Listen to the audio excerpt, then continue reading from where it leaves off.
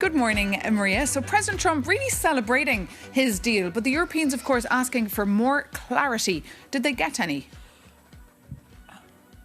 Well, yes, Maeve. Good morning. And in fact, just to that point, the president of Ukraine will land in Evian in about 55 minutes. But yes, Iran is really the focus and really certainly was the focus of leaders and conversations on day one of this summit. The question for the Europeans, as you alluded to, is to really find out the level of detail, because at this point, we know that there is a framework deal to end the war, but nobody has seen the actual word. And this memorandum has not been made public, and the fine print remains very much a mystery to global leaders, but also within some sectors of the U.S. Yesterday, nonetheless, the President Donald Trump insisted that this is a good deal that will put an end to Iran's nuclear program. He also said that the Strait of Hormuz, this is vital for the global energy market, will be, quote, fully reopened by Friday, and that ceremony will go ahead. Donald Trump will not participate in that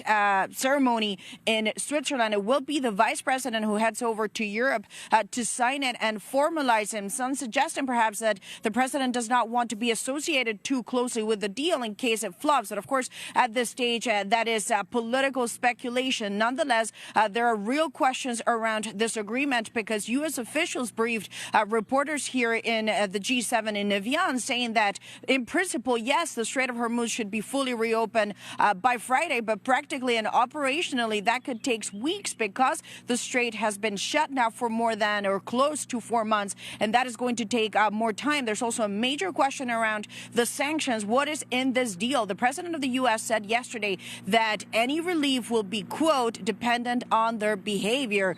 The vice president also repeated that message, saying that a lot will depend on whether or not Iran can behave like a, quote, normal country. The Europeans yesterday repeated that they will not ease any sanctions until they see real change on the ground. But a lot of those questions heavily depend on the text of that memorandum of understanding between the two countries. For the time being, as I say, it has not been released. That is a fundamental key point we should stress. The U.S. administration says it should come out this week. So the question is still in the air, and it remains, is this a good deal? That is a question that I put to the former national security advisor to Donald Trump, John Bolton, yesterday on special report on Euronews. Let's take a look. No, I think it's a very bad deal for the United States. Trump isn't thinking about the geostrategic implications of the deal. He's thinking of one thing.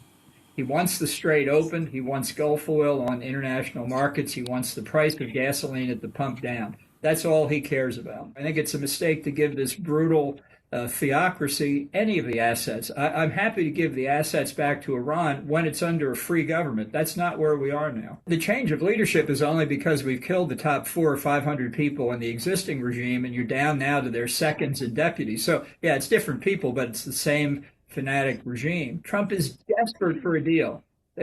He's desperate for a deal, and they have maneuvered him. They've played him like a violin. That's why they've got the deal that they want.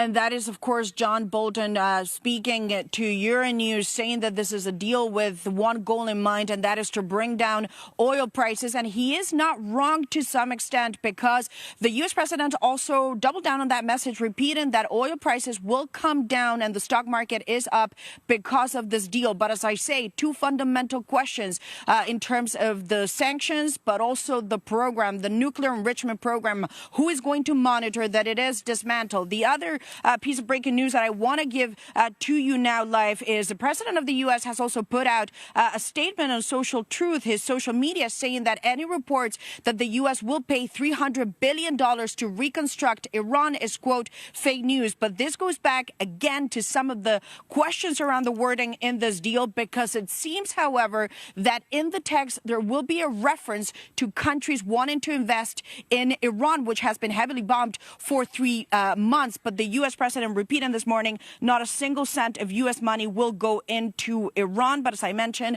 major questions around the fine print of this deal, which for the time being, nobody has seen.